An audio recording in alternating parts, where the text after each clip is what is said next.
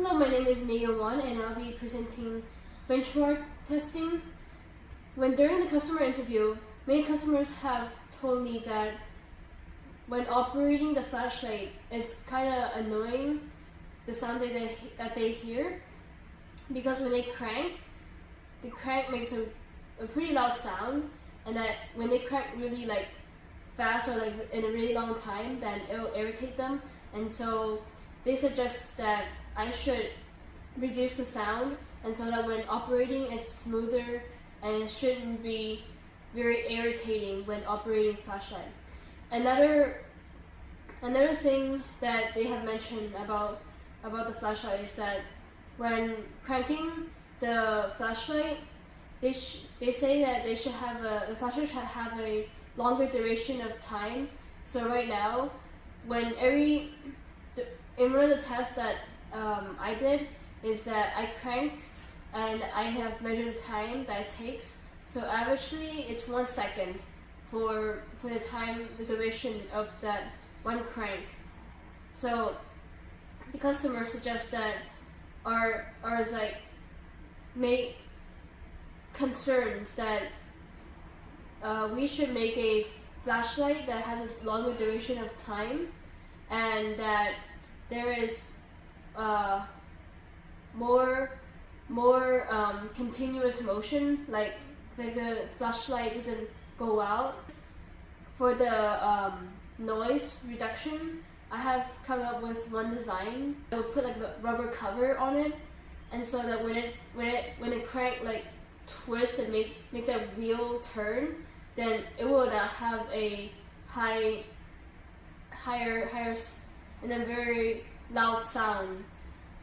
And so specification for the light, I would put a rubber band wrapped around the gears, because I see this in many designs in real world designs, and that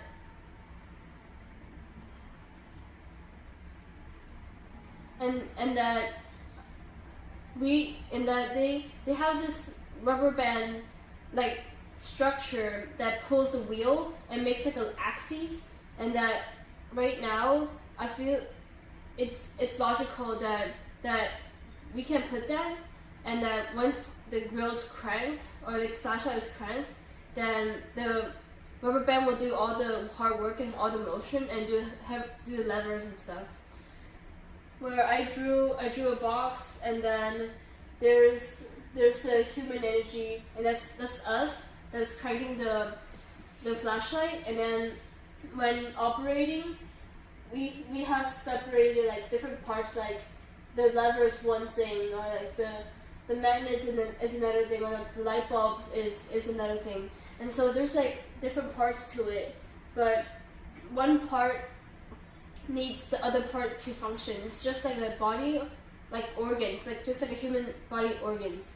They need each other to function, and so without any of these together in a chain, then the flashlight itself will not turn on, or the circuit will not power on. Something will happen.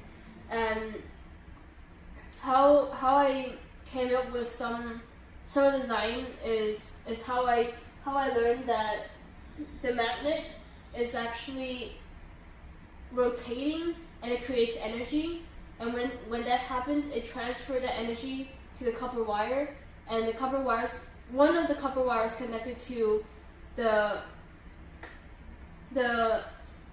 drive itself, and that the drive, it has 3 batteries, and that those batteries are storage kinda, and then also that's where the LEDs are placed. And so when the gears turn and the magnets just turn with it and creates energy, it'll transfer all those electrical energy to the LEDs, and the LED will transfer it to a light energy through the lenses. And then the lever is doing all the work, because it's human hands that's doing the little lever thing. And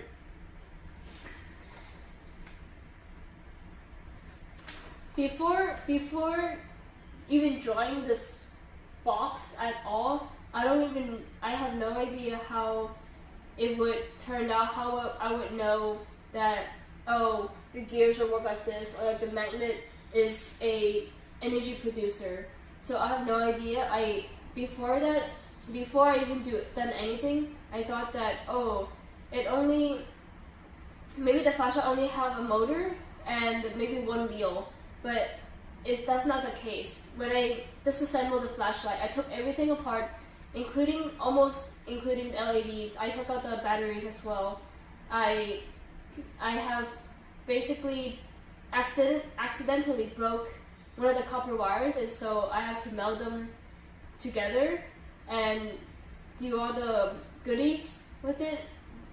Constructing the drive and connecting the copper wire to the heart, to the body of the pig. It's a bit challenging, but I saw that there's like 3 different gears working together. The gears are included the magnet too. So there's 3 gears that are working together, and also the crank wheel itself, the little push handle. It has a little dent, and also it has a little teeth on the other side. That the teeth is to grind against the wheel, and then for the little dent, it's for like locking the crank in. So there's a button for that on the other side of the pig. And so for the final design, for the final design, I've concluded that I will put a rubber coating or rubber cover and put it underneath the big gear more so, and that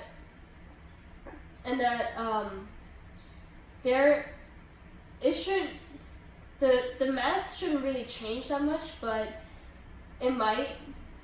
However, I would put the rubber cover underneath that white gear, the big white one. That's where the little crank hand go against the gear, and I would also put like a rubber band around those gears because in like other inventions throughout history, there's some rubber band that has a pulling lever system, and so when the wheel turns, and so is the rubber band, and then that's how I get the idea from.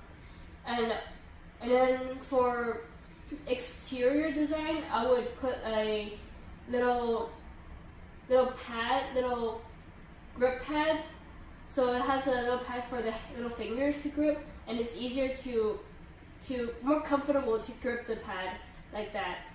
And I would reduce the size just because humans, we evolved from hunting and gathering to modern age. We have created more convenient ways to do things, and so I was thinking, why not create a smaller flashlight and also a more convenient place to store that flashlight.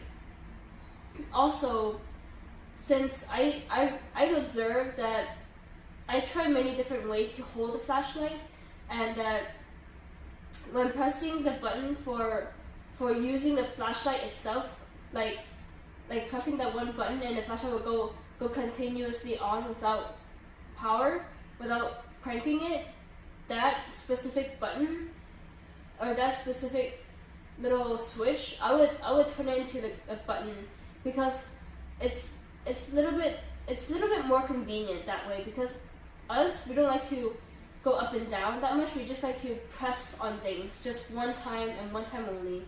And I would do the same for the lock as well. So press one time, and the lock should be locking the crank wheel itself. Thank you very much for listening to my presentation.